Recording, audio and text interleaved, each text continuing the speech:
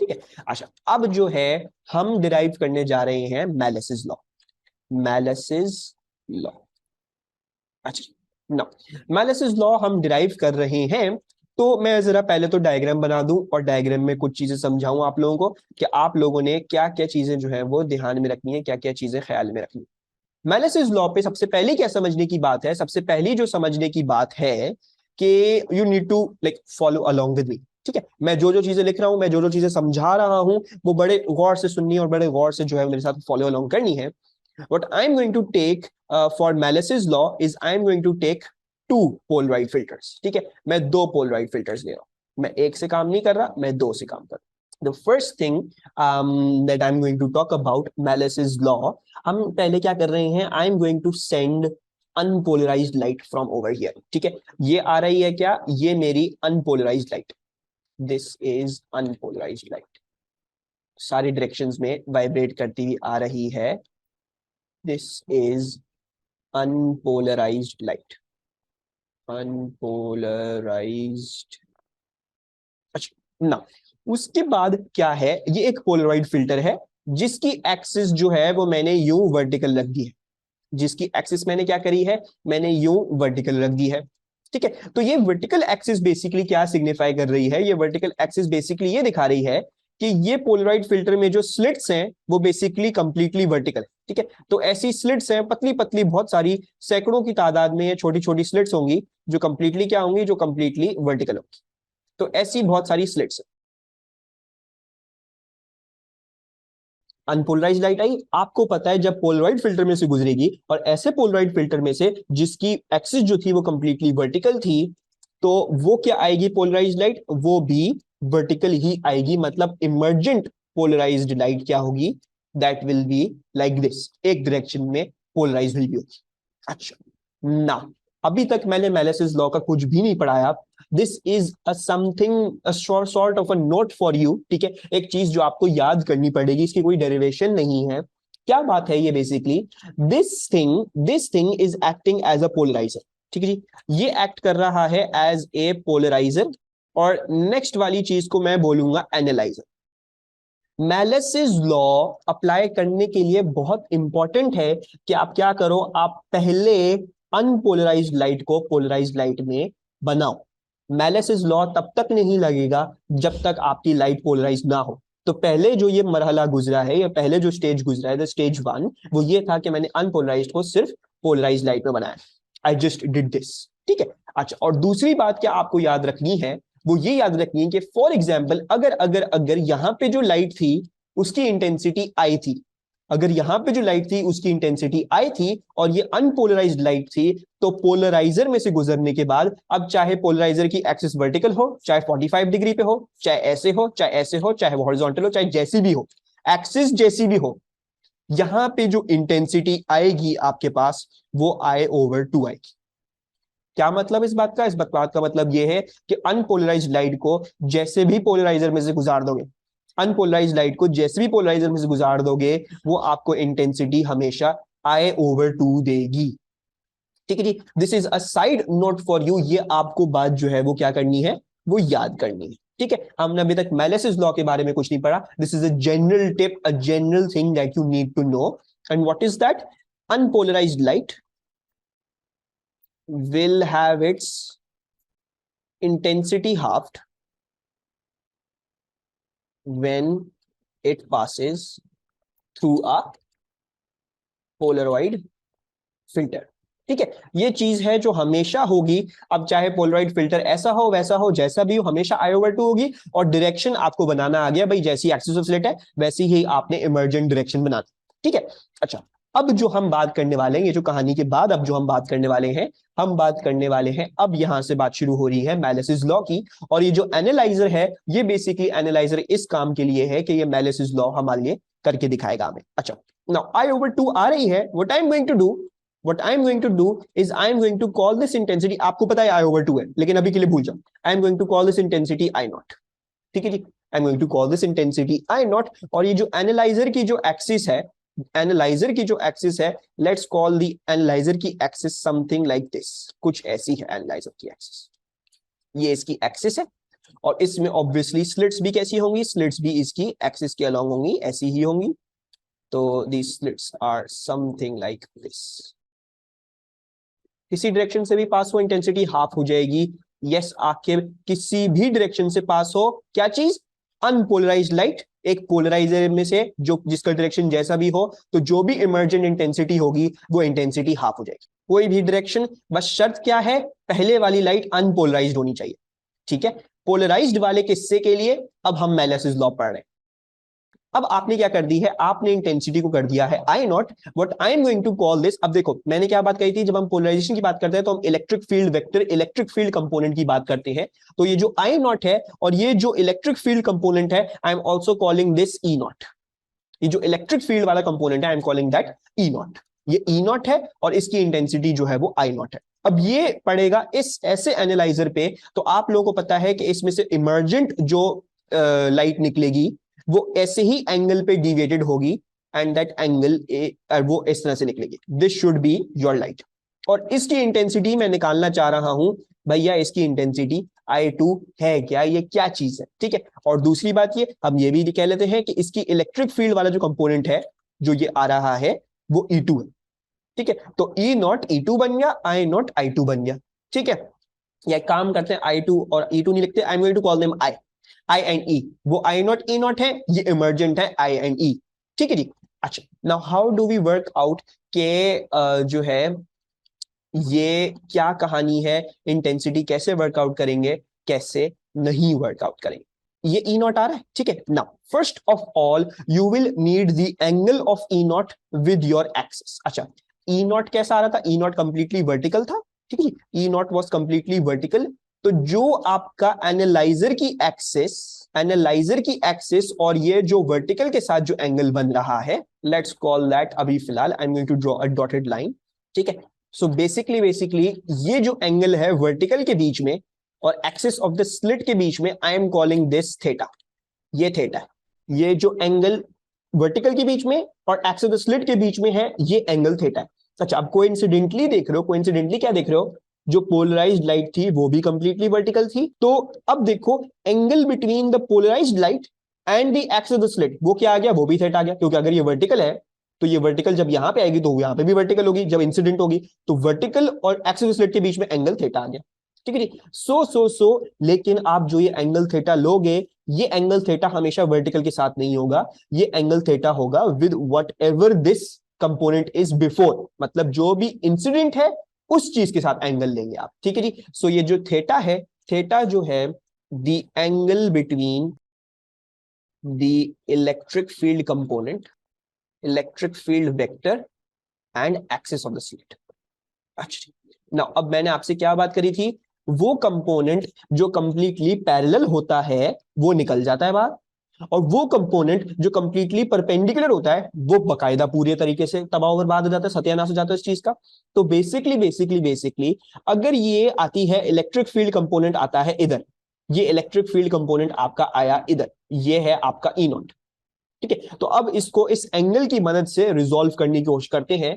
तो अगर मैं इसको रिजॉल्व करने को जाऊंगा तो इसके बनेंगे दो कंपोनेंट, और एक सेकेंड मैं इसके दो कंपोनेंट सही है समझाऊं, तो इसके बनेंगे दो कंपोनेंट। ठीक है जी, 90 डिग्री यहां पे बन रहा है। ठीक है, ये रिजल्टेंट है, इसको रिजॉल्व कर रहे हैं, तो इसके दो कंपोनेंट यानी एक हॉरिजॉन्टल और एक वर्टिकल कंपोनेंट में तोड़ रहा हूं, किस लिहाज से, इस एंगल थीटा को इस्तेमाल करते हैं। तो जब ये करते हुए करूंगा, इसको जब तोड़ूंगा तो मुझे ये नजर आता है, मुझे क्या नजर आता है, मुझे ये नजर आता है कि ये वाली साइड क्या है, ये वाली साइड है ई नॉट, एंगल के ऑपोजिट, सो साइन थीटा। और ये वाली साइड क्या है, ये क्या है, ये है ई नॉट कॉस थीटा। राइट, सबको समझ में आ रही है अभी तक बात, सबको ये रेजोल्यूशन समझ में आई। मैंने इलेक्ट्रिक फील्ड का वेक्टर को तोड़ दिया, उसके वर्टिकल और उसके हॉरिजॉन्टल कंपोनेंट में मेरी एंगल, मेरी प्लेन क्या थी, मेरी एंगल या प्लेन, ये इस थीटा को इस्तेमाल मैंने करते हुए किया है। तो मैंने क्या किया है, basically I have found out the component of the electric field that is parallel to the axis of the slit, and I have found out the component of the electric field that is completely perpendicular to the axis of the slit. सबको नजर आ रहा है, जो component completely parallel है वो मैंने निकाल लिया, वो ई नॉट कॉस थीटा आ रहा है, जो कंपोनेंट कंप्लीटली परपेंडिकुलर है वो भी मैंने निकाल लिया, वो ई नॉट साइन थीटा आ रहा है। एनी प्रॉब्लम स्टिल हियर, कोई बात जो क्लिक नहीं कर रही, नो प्रॉब्लम, एमन आकिब नो प्रॉब्लम। आगे चले। अब आपको पता है कि देखो जो कंपोनेंट कंप्लीटली परपेंडिकुलर होता है वो तो गुजरता ही नहीं, वो तो कंप्लीटली तबाह और बर्बाद हो जाता है। तो गुजरेगा कौन सा, सिर्फ गुजरेगा सिर्फ ई नॉट कॉस थीटा। गुजरा आपका क्या चीज, आपका जो ई है वो सिर्फ ई नॉट कॉस थीटा वाला गुजरा, ई नॉट साइन थीटा वाला कंप्लीटली कंप्लीटली तबाह और बर्बाद होगी। ठीक है। तो ये बेसिकली कहानी है मेलिसिस लॉ की। और अब मेलिसिस लॉ को इस्तेमाल करते हुए we will try to work out कि अगर आपकी इंसिडेंट इंटेंसिटी आई नॉट है, angle between the light and the axis slit आपको पता है, तो आप जो है वो कैसे जो है वो you will work out the intensity, the resultant intensity. So let's do that. अच्छा, उसके लिए कुछ बातें आपको पता होने की जरूरत है। ठीक है जी। सबसे पहली बात जो आपको पता होने की जरूरत है वो ये है, वो ये रिकॉल करना है आपने कि इंटेंसिटी जो थी वो डायरेक्टली प्रोपोर्शनल थी एम्पलीट्यूड स्क्वायर के। ठीक है, दिस इज रिकॉल। ये आपने थोड़े दिन पहले मेरे साथ पढ़ा है, रिकॉल दिस, ये हमने भी पढ़ा। अच्छा, दूसरी कहानी क्या याद, आपको क्या दिमाग में रखनी है, क्या समझना है आपने, बेसिकली वो आपने ये दिमाग में रखना है कि एम्पलीट्यूड जो है वो डायरेक्टली प्रोपोर्शनल है इलेक्ट्रिक फील्ड स्ट्रेंथ। ये एक नई बात है, ये आपको basically this going to help you in the derivation. ठीक है, इसके बारे में आपको और कुछ नहीं पता। तो अगर मैं कह रहा हूं एम्पलीट्यूड जो है इलेक्ट्रिक फील्ड स्ट्रेंथ के डायरेक्टली प्रोपोर्शनल है, so basically I am trying to tell you कि एम्पलीट्यूड इलेक्ट्रिक फील्ड स्ट्रेंथ के डायरेक्टली प्रोपोर्शनल है। एंड सिमिलरली वो सिनोनिमस इस बात का होगा कि अगर मैं एम्पलीट्यूड पे स्क्वायर लगा दूं, अगर मैं एम्पलीट्यूड पे स्क्वायर लगा दूं तो वो डायरेक्टली प्रोपोर्शनल हो जाएगा ई स्क्वायर पे, राइट। दोनों साइड से स्क्वायर कर दिया तो कोई प्रॉब्लम नहीं है। या मैं ये चीज कहूं या मैं ये चीज कहूं, दोनों बातें वही है। ठीक है, स्क्वायर रूट करके हटा दो या स्क्वायर लगा के कर दो बात को, वो बात वही एक बात है। अच्छा, और अब हमने जब ये बात कह ली है तो तीसरी बात जो है वो बड़ी आराम से इधर से आ जाएगी। भाई आपको पता है इंटेंसिटी डायरेक्टली प्रोपोर्शनल है एम्पलीट्यूड स्क्वायर के, और आपको ये पता है कि एम्पलीट्यूड स्क्वायर जो है वो डायरेक्टली प्रोपोर्शनल है ई स्क्वायर के। अभी आपने निकाला amplitude square is directly proportional to E square. So basically इन दोनों बातों को सामने रखते हुए और साथ इस्तेमाल करते हुए you have worked out intensity is directly proportional to E square. Intensity is directly proportional to E square. और अब मैं क्या करूंगा भाई, अब हम अपना जो हमने 3 दफा करा है प्रोपोर्शन, हम क्या करेंगे, आई इक्वल्स टू के ई स्क्वायर और I upon E square will equals to K. अब अगर मेरे पास इंटेंसिटी I1 थी और इलेक्ट्रिक फील्ड स्ट्रेंथ E1 थी तो वो भी K के बराबर आएगी अगर मैं इंटेंसिटी I2 ले लूं और E2 स्क्वायर ले लूं। मतलब मैं कोई और इंटेंसिटी जो एसोसिएटेड इलेक्ट्रिक फील्ड स्ट्रेंथ ले लूं वो भी K के बराबर, क्योंकि K तो कांस्टेंट है। और अगर मैं कोई और ले लूं तो वो भी K के बराबर, मतलब सब चीजें K के बराबर आएंगी। जब सब चीजें K के बराबर आएंगी तो can I say I1 upon E1 square will equals to I2 upon E2 square. And now let's try to work out कि ये रिजल्टेंट इंटेंसिटी क्या हो। अच्छा, इंसिडेंट इंटेंसिटी क्या थी, आई नॉट थी। इंसिडेंट इलेक्ट्रिक फील्ड स्ट्रेंथ क्या थी, वो ई नॉट थी। सो इंसिडेंट यानी I1 was I not, E1 क्या था, E1 जो था वो था ई नॉट स्क्वायर। I2 क्या था, I2 हम निकालना चाह रहे हैं, वो I है। ठीक है जी, I2 is what I am trying to find, I है वो। और E2 क्या है, E2 आप लोगों ने मेरे साथ वर्कआउट किया, that was E not cos theta. ठीक जी, so that is E not, E not पे स्क्वायर लगाऊंगा तो ई नॉट स्क्वायर, और कॉस थीटा पे जब स्क्वायर लगेगा तो वो कॉस स्क्वायर थीटा बन जाएगा, cos square theta. And then E not square cancel, आपके पास फॉर्मूला आ गया I will equals to I not cos square theta. I will equals to I not cos square theta. यानी basically ये आपका आ गया मेलिसिस लॉ। क्या रहा है, ये बोल रहा है कि जो आपकी इमर्जेंट इंटेंसिटी होगी ये होगी इंसिडेंट वाले का इनटू कॉस स्क्वायर थीटा। और थीटा क्या है इसमें से, थीटा वो एंगल है जो इंसिडेंट इंटेंसिटी और एक्सिस ऑफ द स्लिट के बीच में बनता है। ठीक है जी, सो ये बेसिकली आपका मेलिसिस लॉ आ चुका है जो आप लोगों ने मेरे साथ डिराइव किया। अब इसमें से कुछ की पॉइंटर्स हम याद रख लेते हैं और ये चीजें आप लोगों ने अपने दिमाग में बड़े इंपॉर्टेंट से रखनी है बातें, कि ये चीजें क्या क्या है। ठीक है, सबसे पहले ये जो आई है this is the resultant intensity. ये जो आई नॉट है, आई नॉट जो है वो आपका this is the incident intensity. This is the incident intensity. और तीसरी चीज जो इस फॉर्मूला आपको पता होता है वो ये चीज है कि ये थीटा क्या है? Theta is angle between axis of slit and polarised light and incident light कहलाते हैं। तो क्या दिमाग में रखना है आपने? आपने ये दिमाग में रखना है कि I equal to I not cos square theta. Theta जो लेंगे वो इस इलेक्ट्रिक फील्ड, ये जो पहले चीज जो बनी आ रही है, जो प्लेन पोलराइज्ड लाइट पहले है, इंसिडेंट जो है उसका एंगल क्या है विद द एक्सिस, वो थीटा है। आई नॉट क्या है? वो इंसिडेंट इंटेंसिटी है। और आई क्या है? वो रिजल्टेंट इंटेंसिटी है। और हरगिज हरगिज हरगिज इस फॉर्मूला को आप अप्लाई जो है वो अनपोलराइज्ड लाइट के लिए नहीं कर लेना। ये फॉर्मूला सिर्फ बना हुआ है फॉर जब एक ऑलरेडी पोलराइज्ड लाइट को आप गुजारोगे एक और पोलराइज्ड फिल्टर में से। पहले से ही लाइट पोलराइज होनी चाहिए। अगर अनपोलराइज्ड लाइट तो वो I/2 हो जाएगी, खत्म कहानी, उसके अंदर कुछ नहीं है। You just need to learn this. लेकिन अगर पहले से प्लेन में पोलराइज्ड है लाइट, तो जब उसको पोलराइज्ड फिल्टर में से गुजारोगे तो क्या होगा? तो ये होगा कि आपकी जो है वो मेलिसिस लॉ जो है वो अप्लाई होगा और फिर आप उस तरीके से रिजल्टेंट इंटेंसिटी निकालें। So this formula only works for, ये बहुत ध्यान से आपने याद रखना है, only works for light, for incident light that is already polarised. गलती से भी do not use it for unpolarised light. Unpolarised का मैंने आपको लॉ बता दिया, वो क्या है? जैसे भी भेज दो अनपोलराइज्ड, जैसे भी पोलराइजर भेज दो, हमेशा I/2 खत्म कर, और कुछ कहानी नहीं उसकी। लेकिन हाँ, अगर ऑलरेडी पोलराइज्ड लाइट है, उसको इंसिडेंट बना के उसको किसी पोलराइजर पे मार रहे हो, उसको किसी पोलराइज्ड फिल्टर में से गुजार रहे हो, तो फिर उसके थ्रू कैसे निकलेगी? उसके थ्रू मेलिसिस लॉ लगा के निकलेगी। ठीक है? Was this derivation clear? पूरी चीज, पूरी कहानी समझ में आई? Okay, good. We will always take cos theta.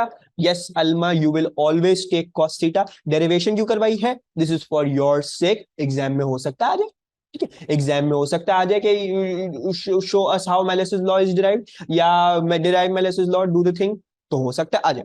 लेकिन हाँ, अगर नहीं आता तो फिर आपको पूरी डेरिवेशन का जरूरत नहीं, हमें कभी भी साइन थीटा नहीं आएगा, हमेशा कॉस थीटा वाले कंपोनेंट। तो this is a fixed formula जो आप हमेशा एज इट इज उठा के इस्तेमाल कर लोगे। There is nothing else you need to be concerned about in this. ठीक है जी? So this was completely your Malus's law. ठीक है? इंसिडेंट लाइट कौन सी वाली है? Incident light obviously polaroid filter से जो पहले जो इंसिडेंट होने वाली है, इंसिडेंट मतलब आने वाली, लगने वाली है, तो जो लगने वाली है वो, अब लगने वाली जो चीज होनी चाहिए वो ऑलरेडी पोलराइज्ड भी होनी चाहिए। ठीक है? अच्छा, I hope this is clear. ठीक है? There is only a couple of things left to discuss in this, ठीक है, रिगार्डिंग मेलिस's लॉ। फिर कंप्लीटली फिर हमारी पूरी कहानी जो है वो क्वेश्चंस को डिस्कस करने की। ठीक है? इसको वर्डिंग्स में कैसे लिखेंगे? you're not supposed to be knowing the wordings, but चलो वर्डिंग्स अगर आप पूछ रहे हो तो वर्डिंग्स क्या होंगी? वर्डिंग्स ये होंगी कि the resultant intensity is equal to the incident intensity into the cos of the angle between the axis and axis of the slit incident light whole square। ठीक है? मतलब बेसिकली cos square theta क्या होता है? cos square theta basically is like a cos theta whole square। ठीक है? सो लेकिन हम उसको ज्यादा कन्वीनियंटली cos square theta लिखते हैं, तो ये चीज है। वर्डिंग क्या होगी? Resultant intensity equals to incident intensity into cos theta, cos of the angle between the axis of the slit and the incident light, and then उस पे होल स्क्वायर है, cos थीटा वाली चीज पे पूरा होल स्क्वायर है। ठीक है? That is your wordings. लेकिन वर्डिंग्स कभी आती नहीं है, ना आई है अभी तक, तो it's like not something like that. ठीक है? डेफिनेशंस पूछ जाती है तो डेफिनेशन ज्यादातर आपसे पूछेंगी, पोलराइज्ड लाइट क्या है, और how would you show that a light is polarised, या कुछ ऐसी चीजें थ्योरी में जो सवाल आते हैं वो ऐसे आते हैं। ठीक है? और will be seeing a bit of questions, हम क्वेश्चंस देखेंगे।